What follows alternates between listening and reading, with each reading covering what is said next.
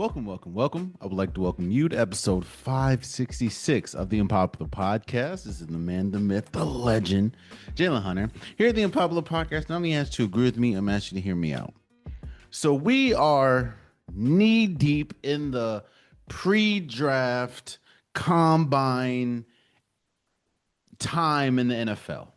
And with the combine, you see a lot of risers and fallers when we talk about uh the draft and who's going to be, a lottery pick. There's a lot of movement that goes on in the draft due to the combine.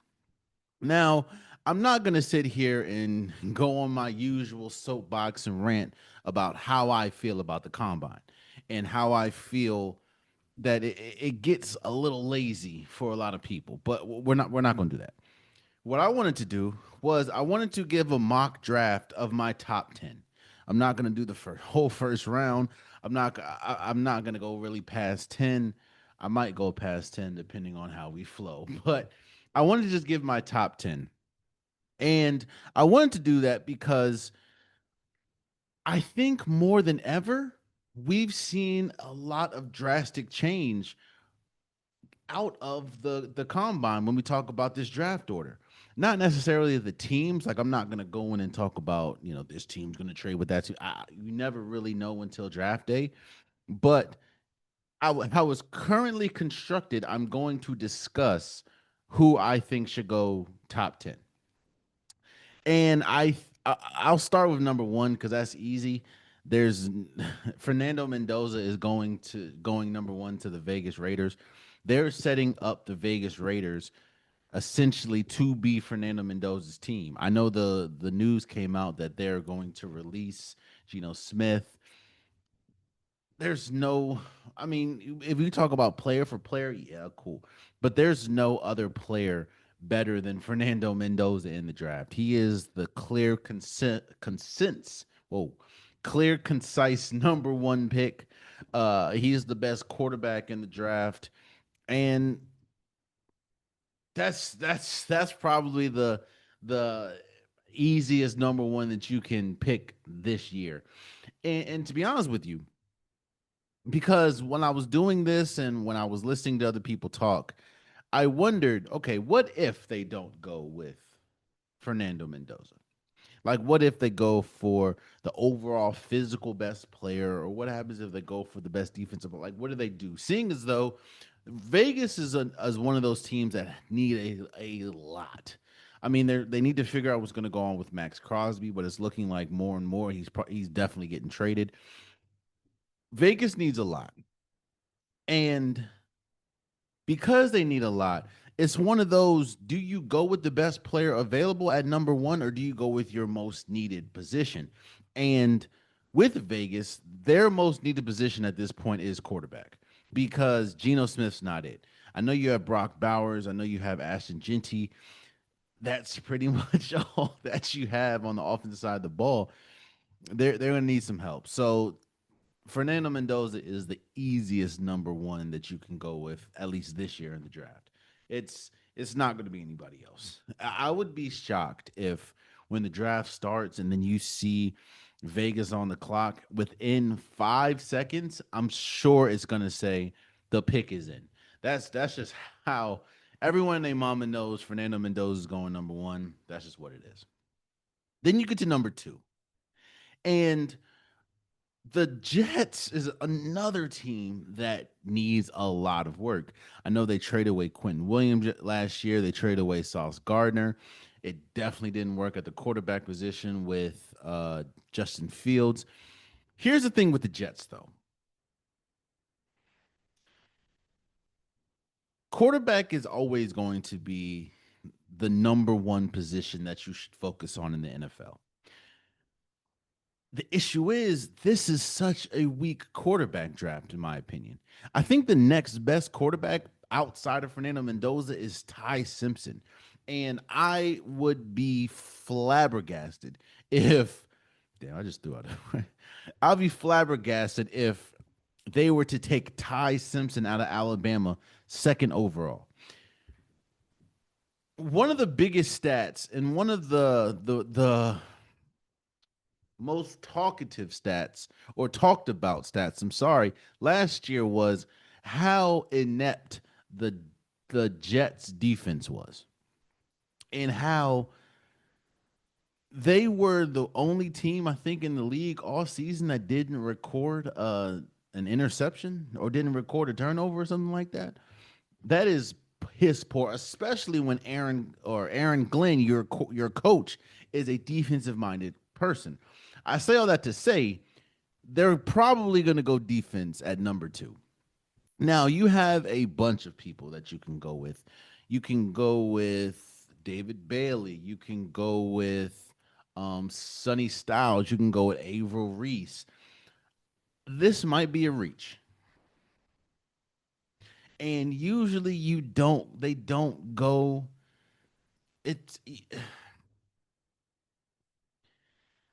usually you don't go safety at number two unless it's just a surefire thing.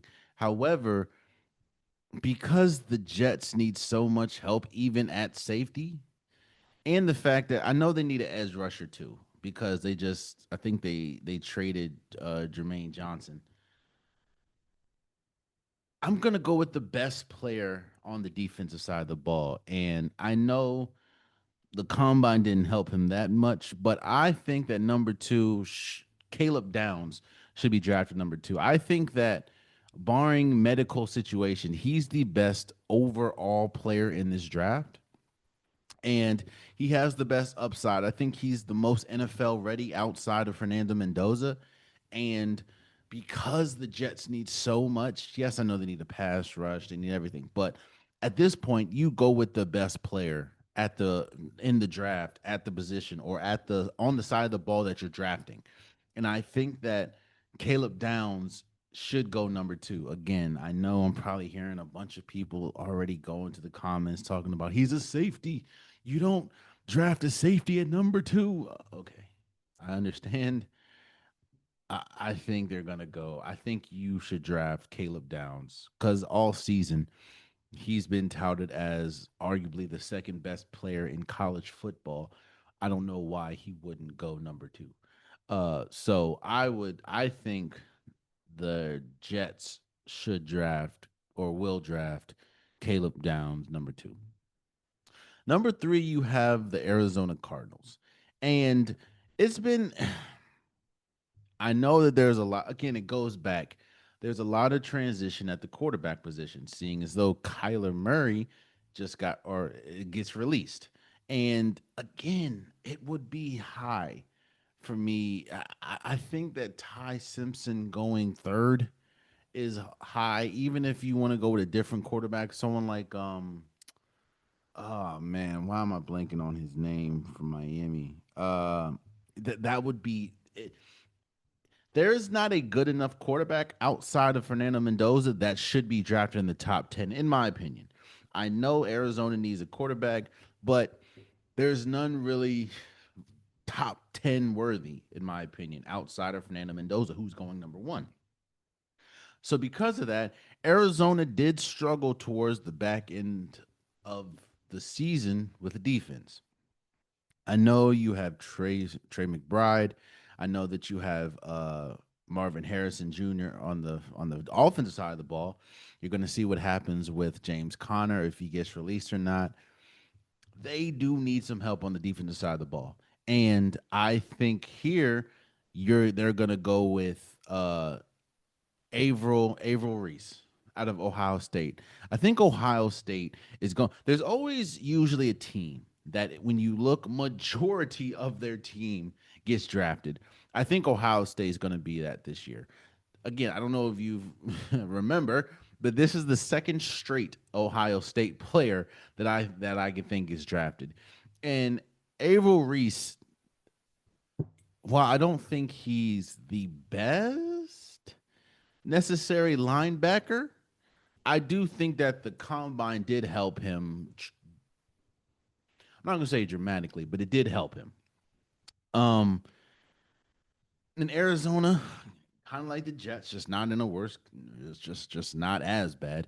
They need a lot as well, and I think that Um, I think that the Arizona Cardinals is going to go with Averill Reese at that spot at number three. I think he is arguably the best player that you can get on the defensive side of the ball, and that's why I have Arizona going. I have Averill Reese out of Ohio State going to Arizona. Number four, Tennessee Titans. Now Tennessee, they don't need a quarterback. They just need everything else. Um, they need wide receiver help. They need offensive line help. They need defensive help. They just need a lot.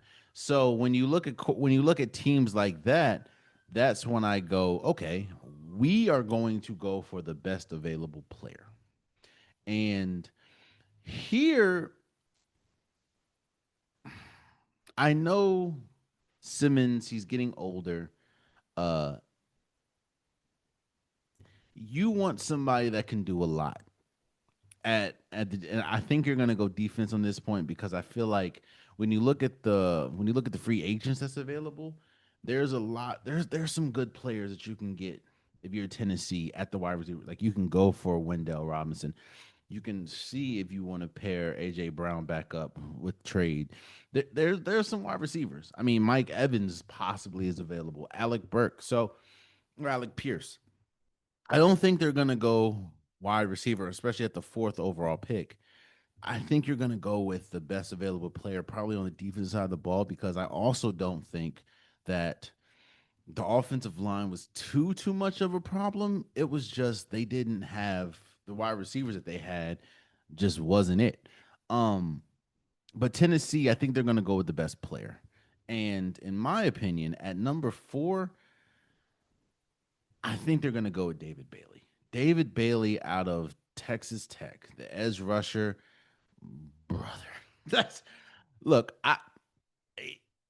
I watched him.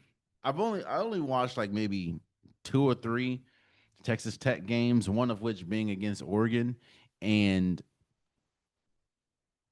the whole Texas Tech team looked terrible against Oregon outside of like one or two players, and one of those players was David Bailey. That is a massive human being, and the fact that it just feels like he's kind of young. And he is how many? Let me see something real quick. How many sacks did he have last year? I know it was in the double digits. Uh, that man was last year. He had 32 tackles, 14 and a half sacks. Yeah, bro. David Bailey, he's a monster, and I think that he, especially with the combine, I think that he is perfect for Tennessee at number four. Um, so I have David Bailey going number four to Tennessee. You have New York at number five. It's very simple. One of the New York's biggest issue, in my opinion, was the offensive line. Their offensive line was god awful. And I think there's a lot of ways that you can go with this. However, I think you want to get the best tackle, you know? Um because I was thinking maybe if you go, I think the best overall lineman is homie from Penn State. What's his name? Oli- Olivier, the homie from Penn State. I'm not even going to try to butcher your name. I apologize. I think he's the best offensive lineman. However, I think New York needs more of an offensive tackle. So for that, I got Francis Maui Goa. Again, I'm sorry I messed up your name, brother. I apologize. Out of Miami, I think he's the best offensive tackle. And when you invest so much into Jackson Dart, and rightfully so, Jackson Dart was a pretty good player last year before injury started taking just ran rapid on the Giants, and he was still a rookie at the end of the day, so his inexperience showed. Uh, But what was more glaring is the fact that the Giants needed offensive line help and an offensive tackle. And I think Francis Mauigoa, again, I apologize if I messed your name wrong, out of Miami is probably going to go fifth to the Giants, in my opinion. At number six, you have the Cleveland Browns. Um,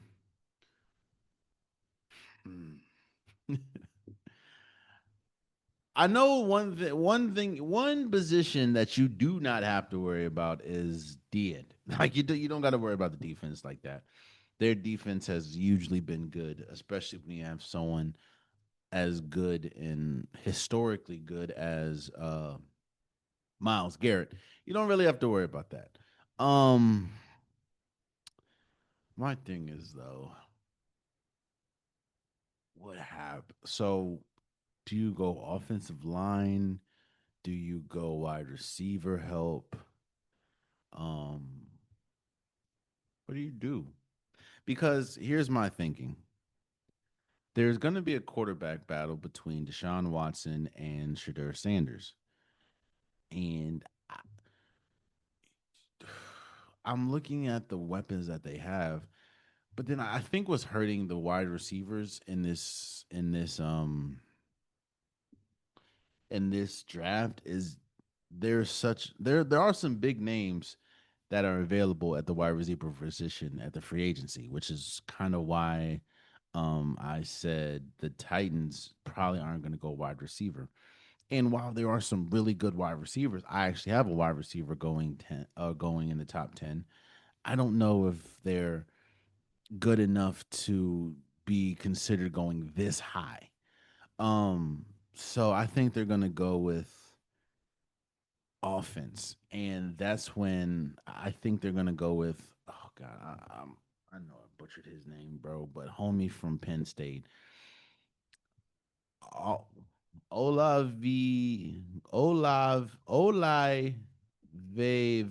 Olava Vega, Lane.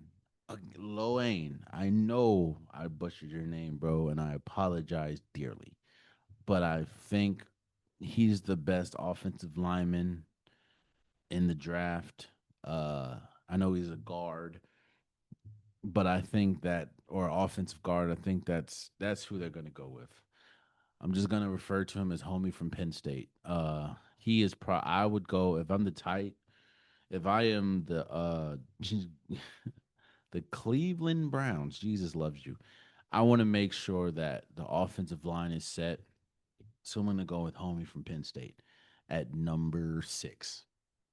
Then you get to seven. Then you get to seven. And I know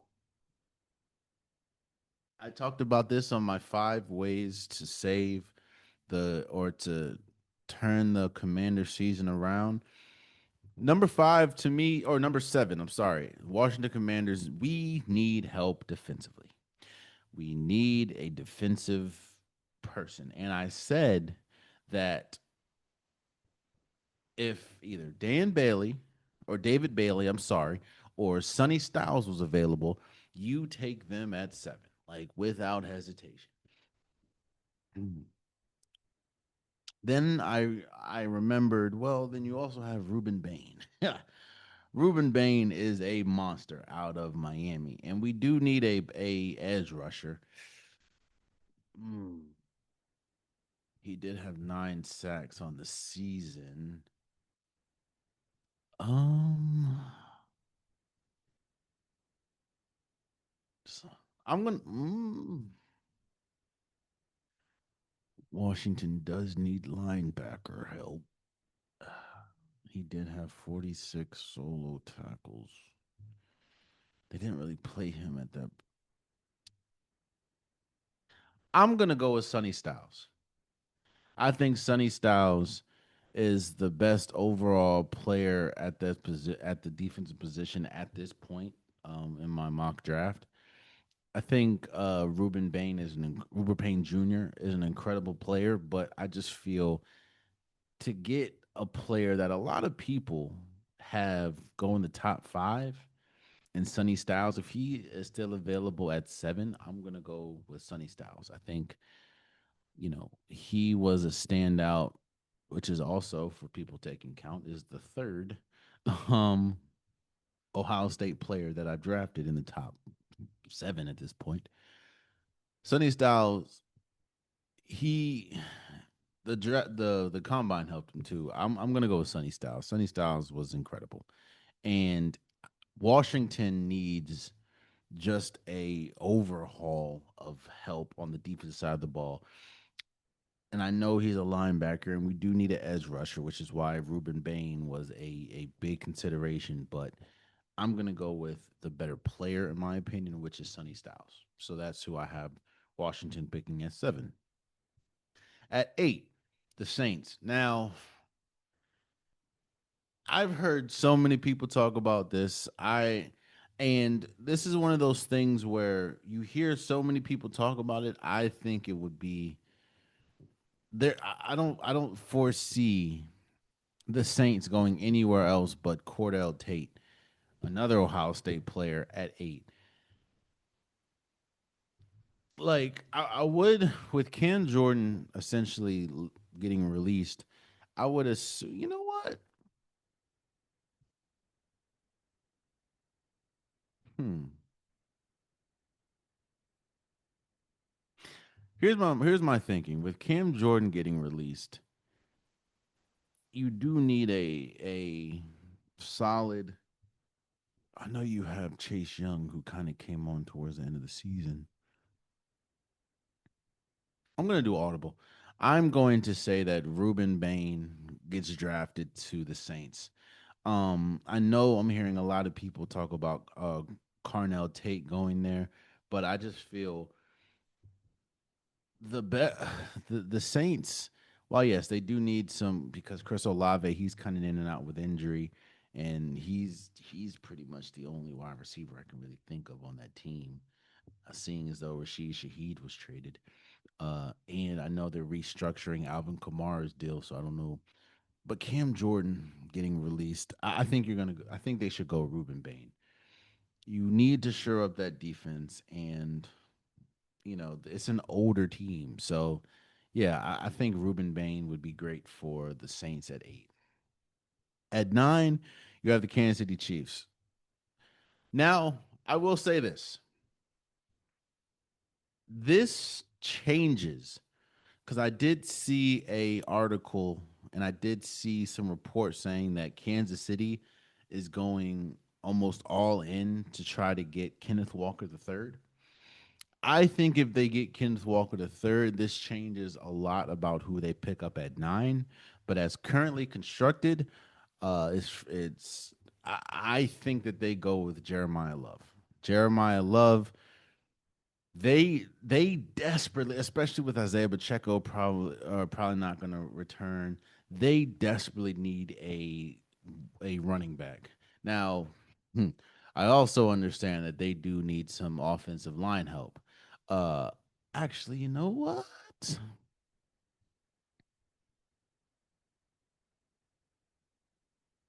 My thing is this.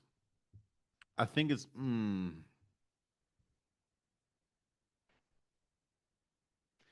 so. Here's my thinking. There was two players, especially after hearing about Kenneth Walker and Kansas City Chiefs trying desperately to get a running back and putting their name in the Kenneth Walker sweepstakes. Jeremiah Love is he's clearly the best running back in this draft. However, Kansas City also needs help at the offensive line, even though they got. Because I was thinking about Spencer Fanu from Utah, offensive tackle.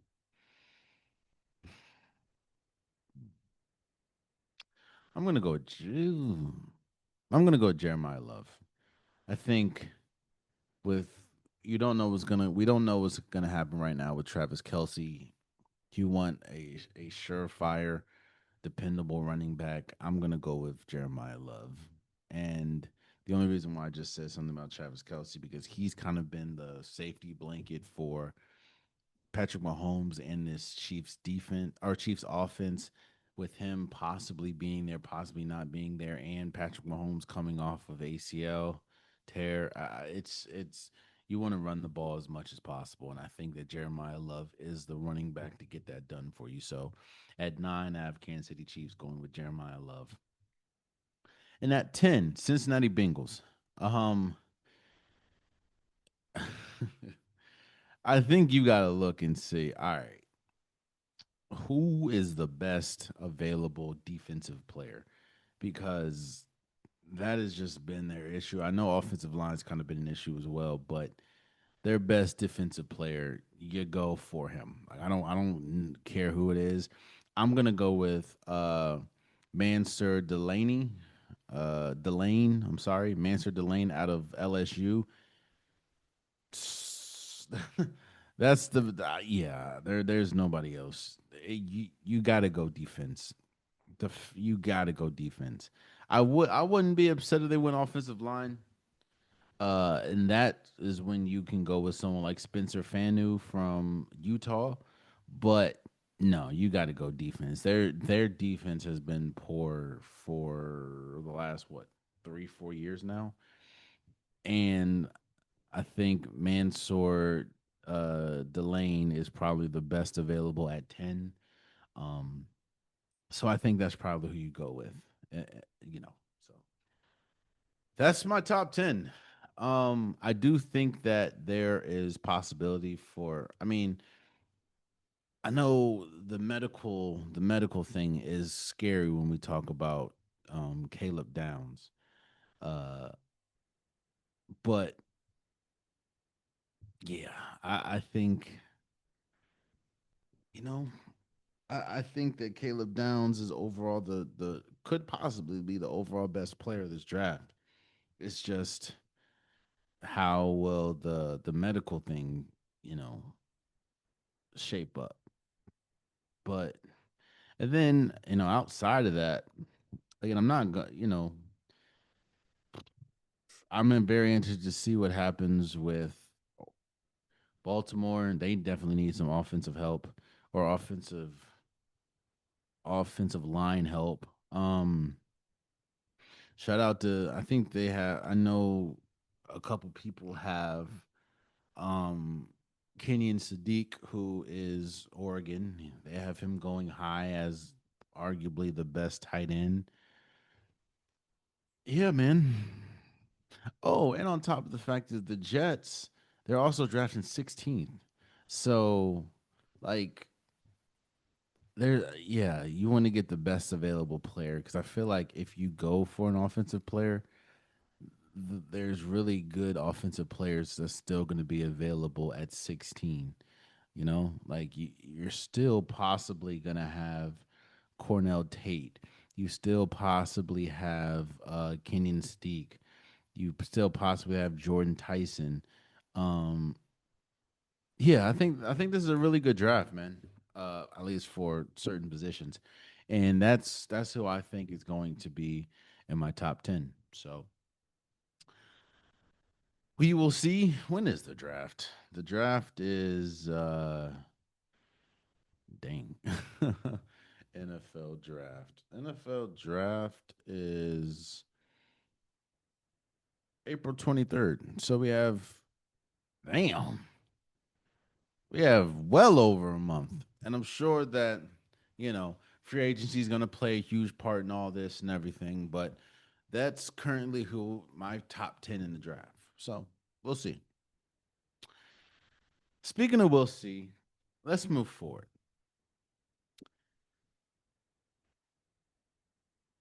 Now, I know modern medicine changes a lot. And it also changes the way that we approach, the way that we see injuries. And as I'm recording this, it is Friday evening slash night, and Jayson Tatum would have made his season debut. This is coming off of a ruptured Achilles just 10 months ago. Now,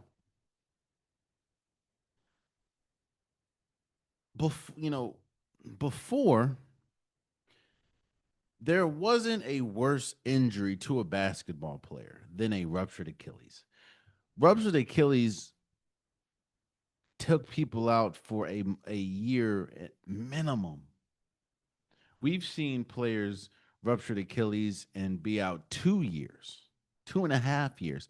The, Before a ruptured Achilles, there was like before now, there was not a worse basketball injury to a player. And we saw Jayson Tatum rupture his Achilles 10 months ago in the playoffs.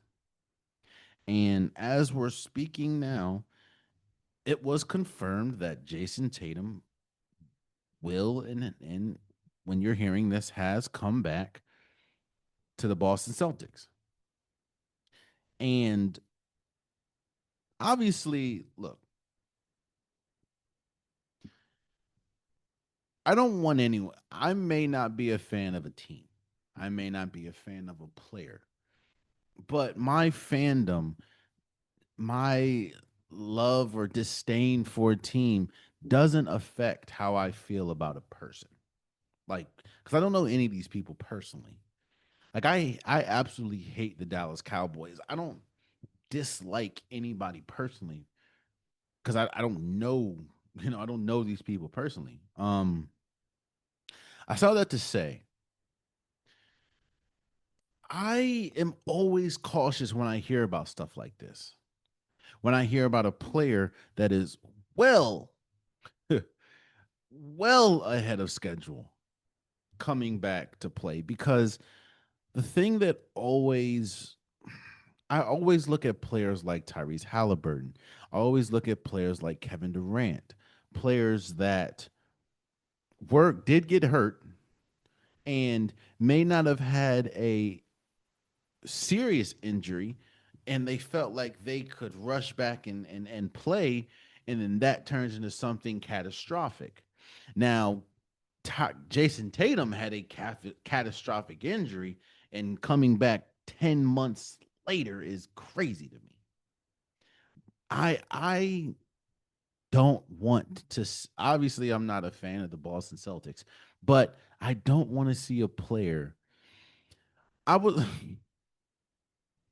I'm sure that with a player, with any player, but I'm sure with a player as important and as integral to their team and to the league as Jayson Tatum, medical professionals, experts are going to do everything in their power to make sure that he's ready. So if they say that he's ready 10 months after rupturing an Achilles, then he's ready, I guess. I just don't want him to overdo it in case or in a pursuit of a championship. I get it. I get how important that is. I get this is why most people play. But yeah, I don't want him to I want him to take it easy. I want him to be careful. Um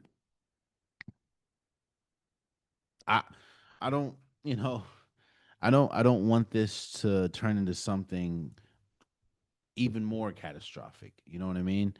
The fact that it's a medical miracle that he's back 10 months after that. Um, and, medicine is different. People's bodies are different. Some people heal.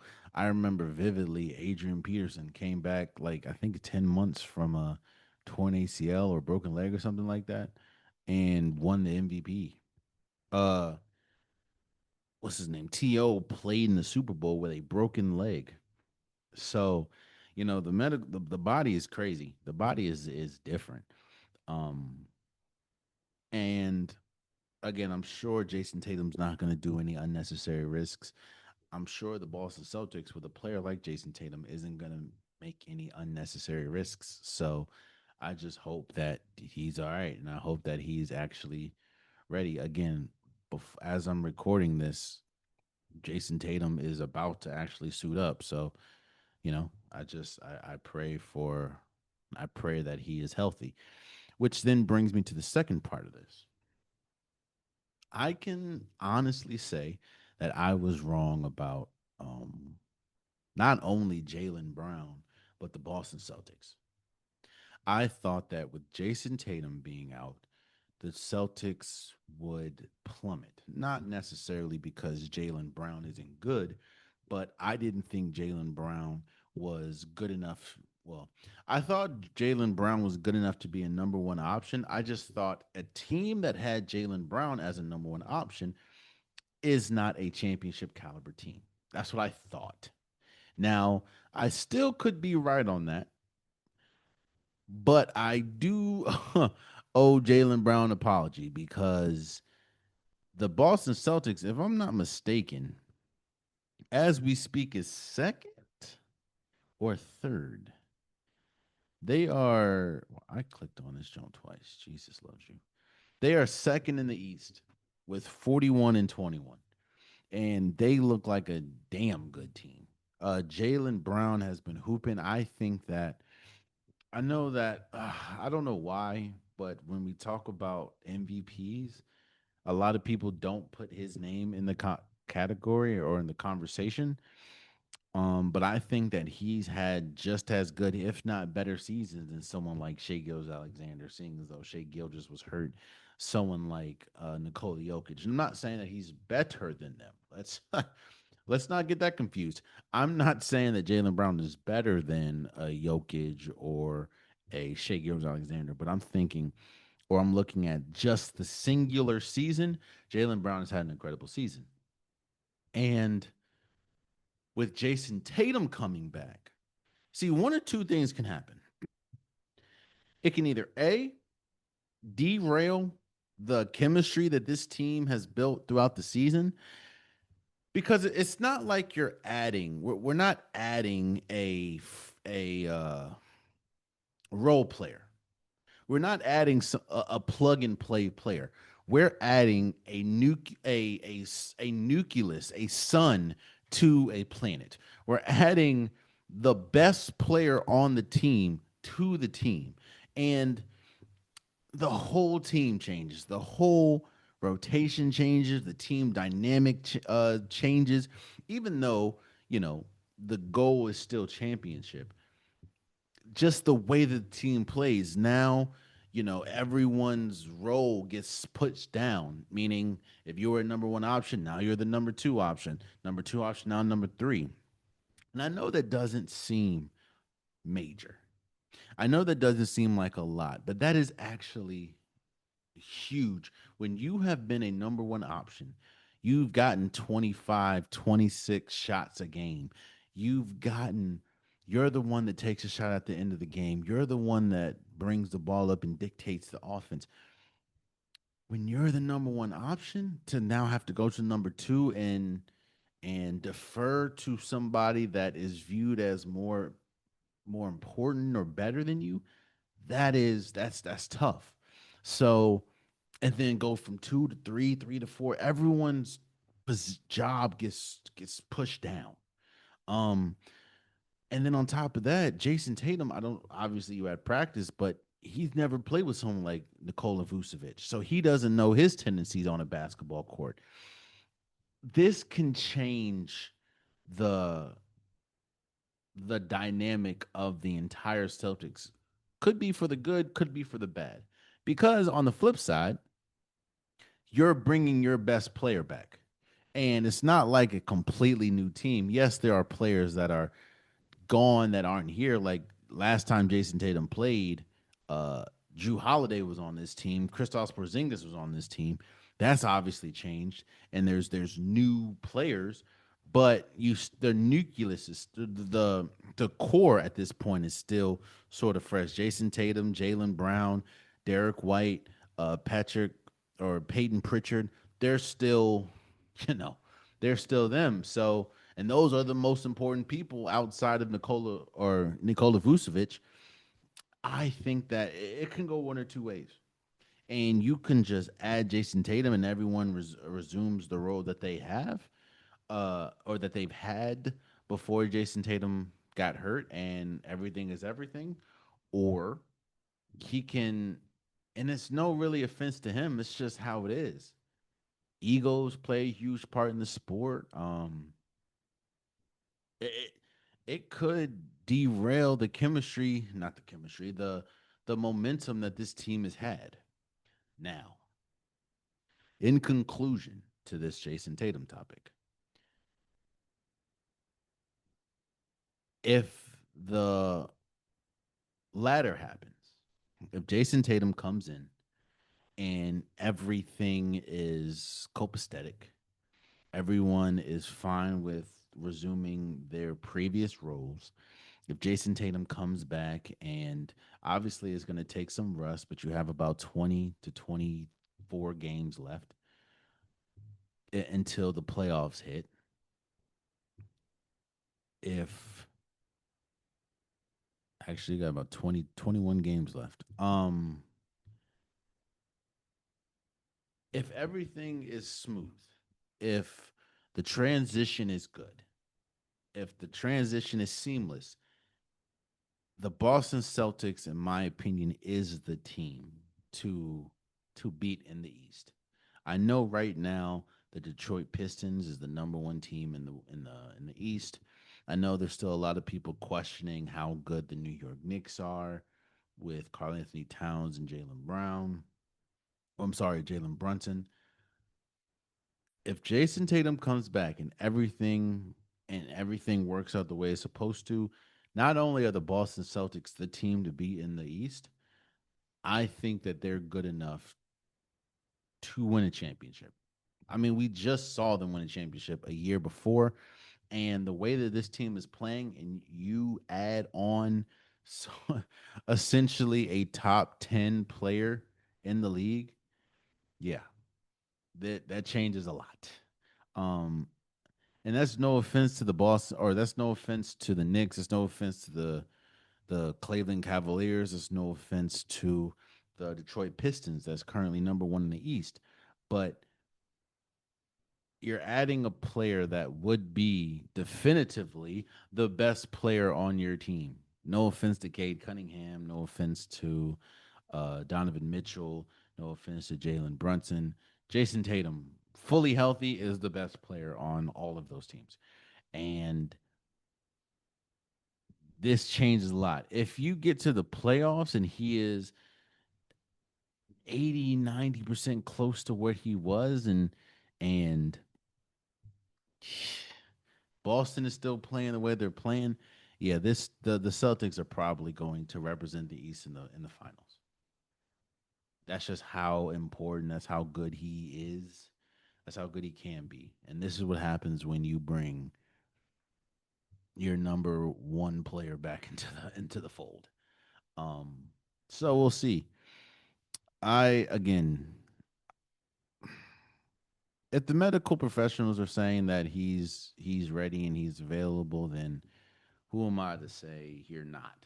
I just we- we're seeing a little we're seeing several instances of players that just break medical norms, and fully rupturing an Achilles and coming back 10 months later is it's you don't see that every day. So we'll see how it goes. I wish for nothing but success, and yeah, if Jason Tatum comes back and by the time he gets to the playoffs he's close to 100% and the team is still rolling, the Boston Celtics are going to represent the East in the NBA Finals. And the way that the Thunder are playing, I don't or or the Nuggets. I could. I don't want to say it out loud, but I could see the Boston Celtics winning a championship. We'll see. Speaking of we'll see, I want to talk about this DJ Moore trade for a second. For people that don't know, DJ Moore was traded to the Buffalo Bills, giving essentially giving Josh Allen the number one receiver that he's been looking for. One of the constant talking points when we talk about the Buffalo Bills, especially offensively, is they did not have a legit number one receiver. They didn't have that receiver that you can go to, even though, you know, Shakur was has been good. Obviously there was an up and down year with Keon Coleman. They did not have that definitive number one. Well, you have that essentially in DJ Moore. I'm not saying that DJ Moore is a top end number one wide receiver in a sense of like I wouldn't put him on the same level as AJ Brown or Jamar Chase or Justin Jefferson, but DJ Moore, in all intents and purposes, is a number one receiver. He was a number one receiver in Carolina.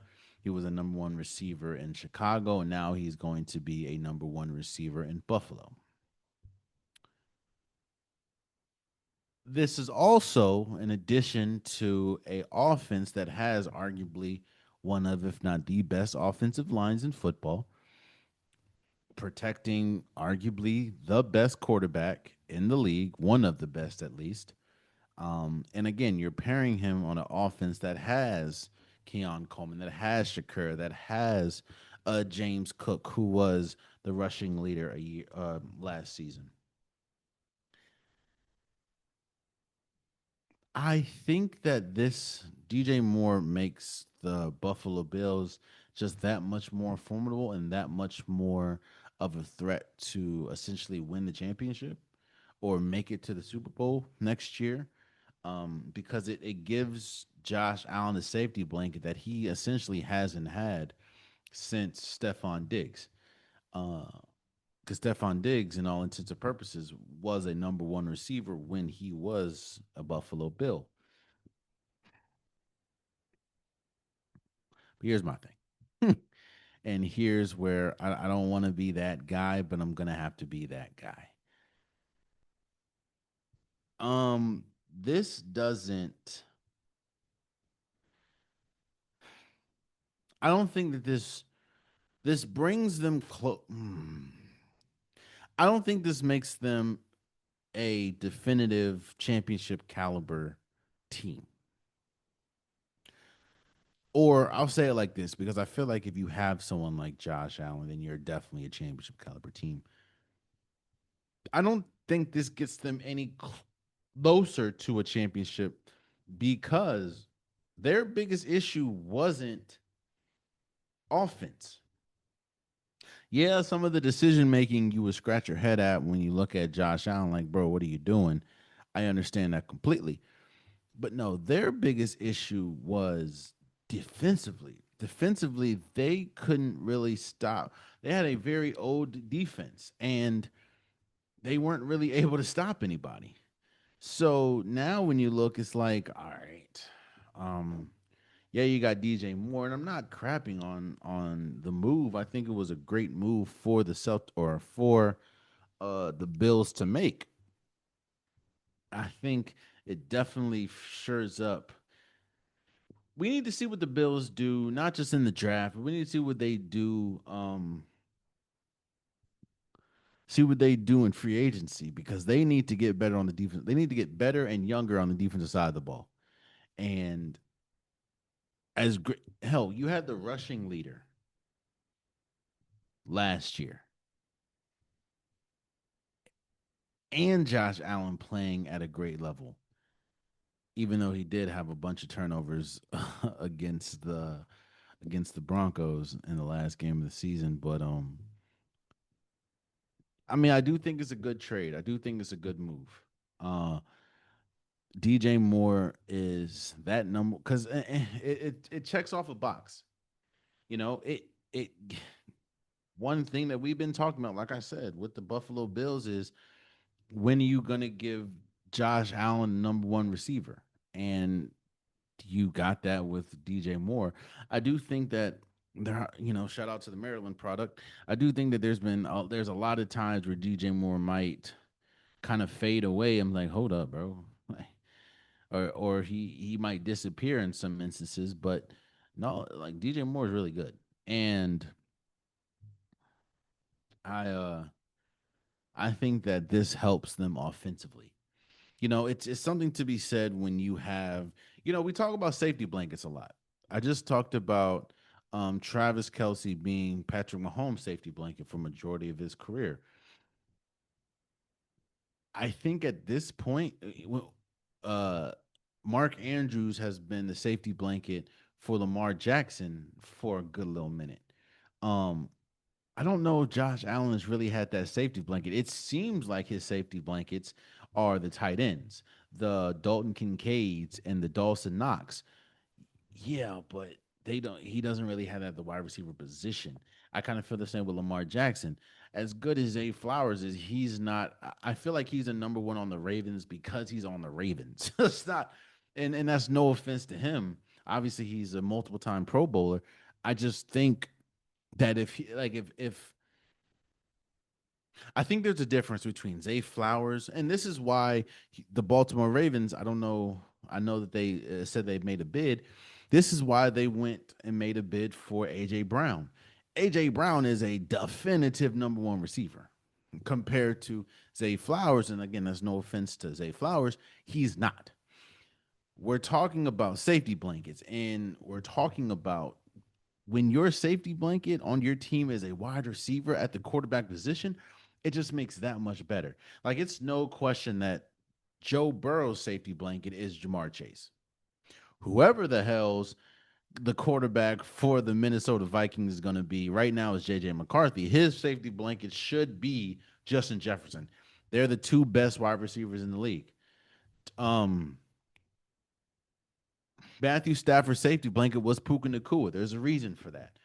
I feel that now that Josh Allen has that or potentially has that in a wide receiver, i.e., DJ Moore, it just makes this experience that much better for Josh Allen and the Bills.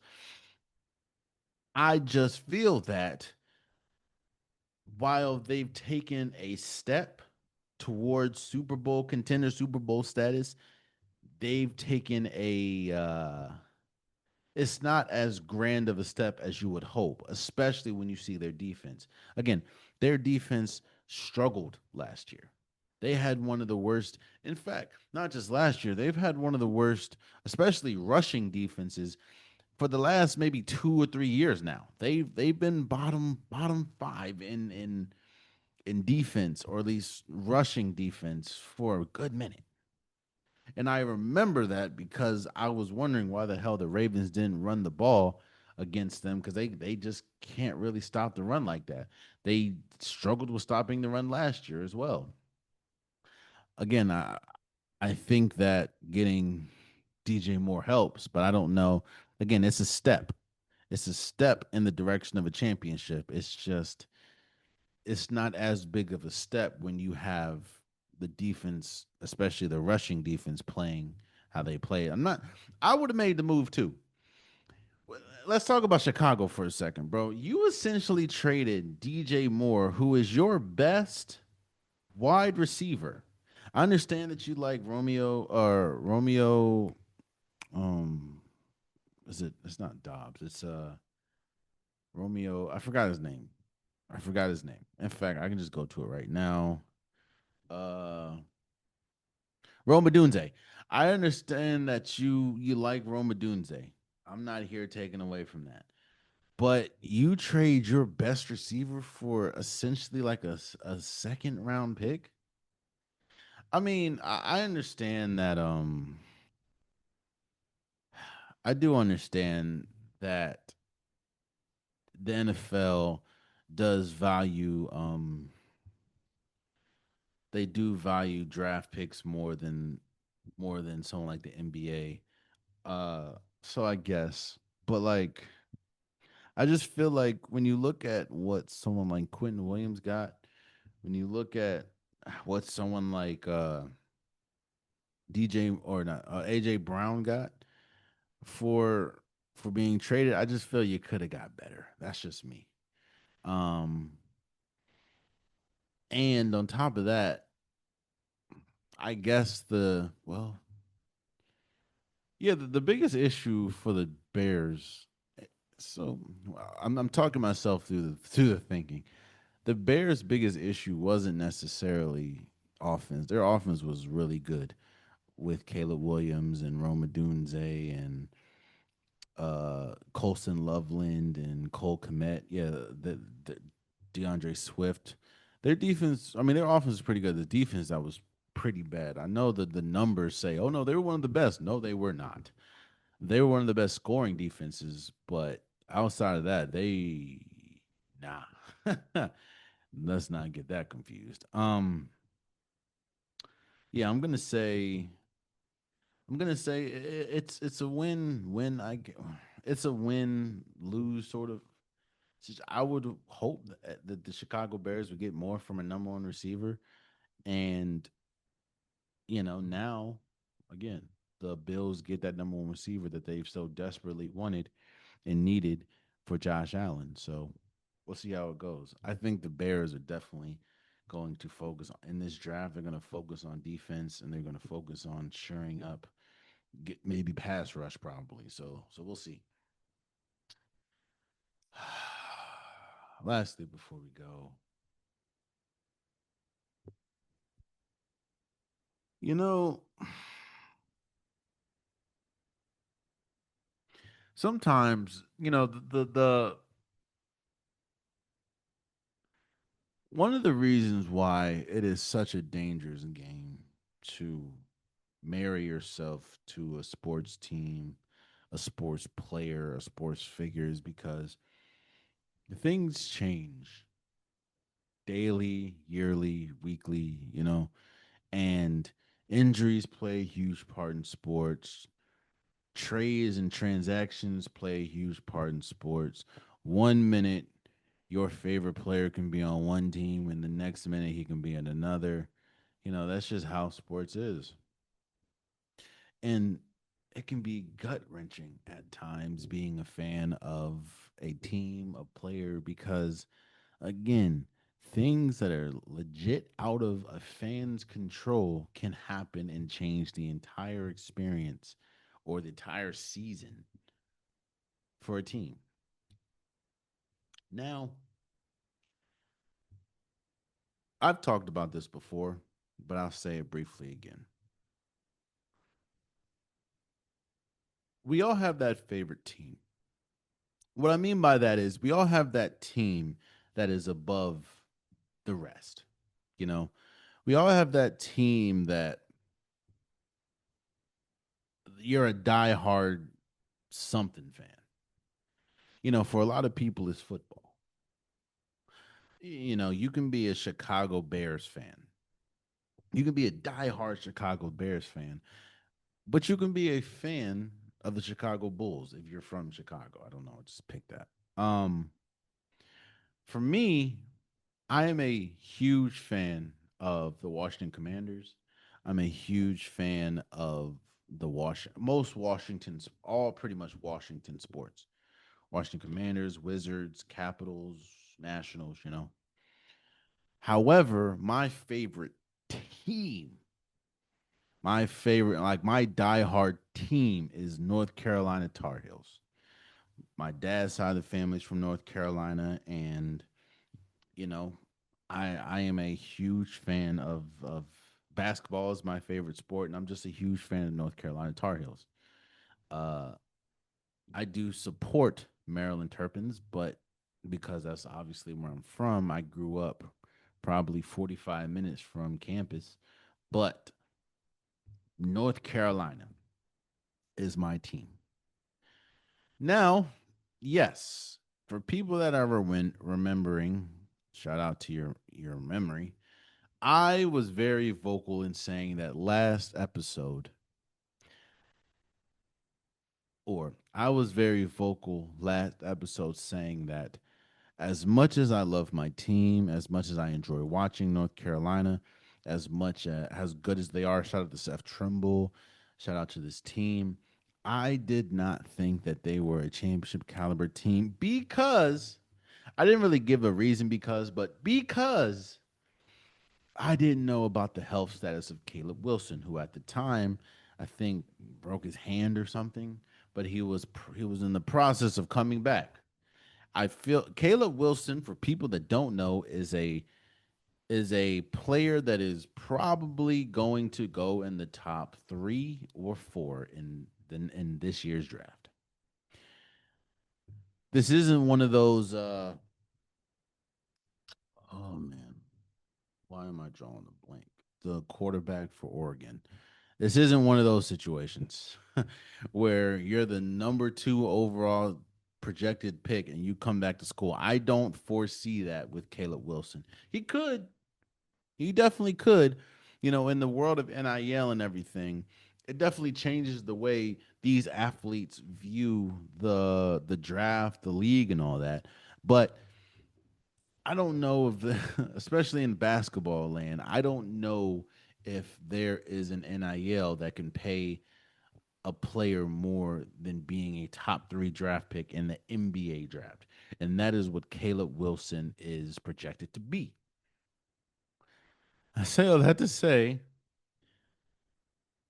there's only been what, one or two teams that has beaten Duke this year, who was the number one overall team, and that is North Carolina. And let me just cut to the chase, man. Caleb Wilson breaks his thumb in a non-contact drill, meaning probably somebody he was trying to catch the basketball, maybe a dunk, and whatever. He broke his thumb, and he had season-ending surgery, meaning obviously he's out for the season. Um, Season's over. I still think that we are good enough to make some noise in the tournament.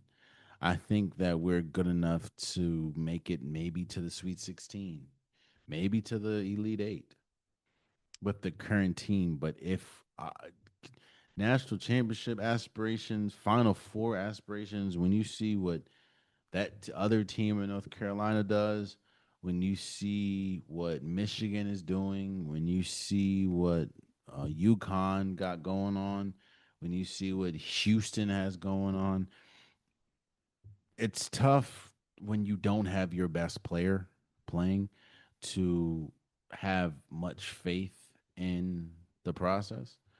Um, Now I think Caleb Wilson again. People are saying, "Oh man, Caleb Wilson might come back." I highly doubt that. This ain't gonna affect his draft stock. It's just he's done for the season. Um, but this definitely affects North Carolina's chances of competing for a national championship. And it was a slim chance, even with him playing, because of some of the deficiencies that North Carolina has.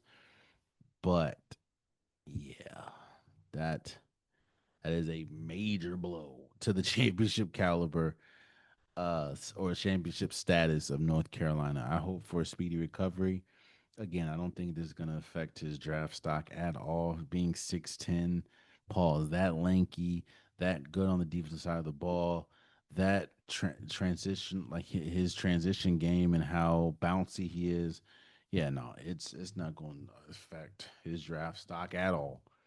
Um, but it definitely affects North Carolina's chances of competing for a national championship. So that is pretty much out the window.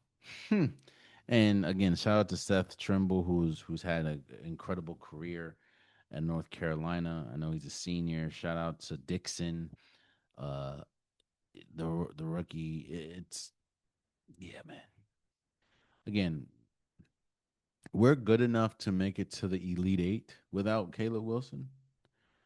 We're also good enough. We're also not good enough to make it to lose second week or second weekend, second round. If a team gets hot, which teams have gotten hot on North Carolina is over with. So we'll see. But I hope for a speedy recovery. And yeah, that's a heartbreaker. There you have it. That's been today's episode of the Unpopular Podcast. I truly, truly appreciate you guys. If you want an Unpopular Podcast shirt, hoodie, sweater, long sleeve joggers, the link is in the description below. I have multiple different colors, multiple different designs. Get your Unpopular Podcast merch today. Also, please subscribe to the YouTube channel. I'm trying to get as many subscribers as possible. Tell a friend to tell a friend to tell a friend to subscribe. It definitely means a lot. I can't do it without you guys' help. And yeah, please, please subscribe. Also, for my DSPs, that's Apple Podcasts, Spotify, SoundCloud. Please follow, please subscribe. It definitely means a lot. Please rate, please share, please comment.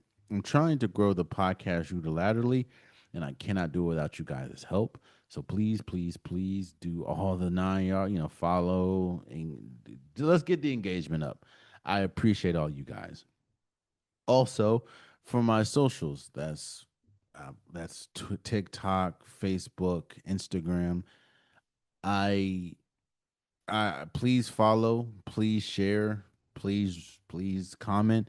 I don't mind going back and forth in the comments. It just means that not only are you paying attention and you're listening to me, but you have an opinion, both of which I appreciate. I would just please keep it respectful. Please keep it respectful. And if you're gonna comment, why not follow? You know what I'm saying? Like what are we doing? But yeah, Instagram, TikTok, that's where you get reels, that's where you get um stories from me. Please, please, please follow. Until next time, much love.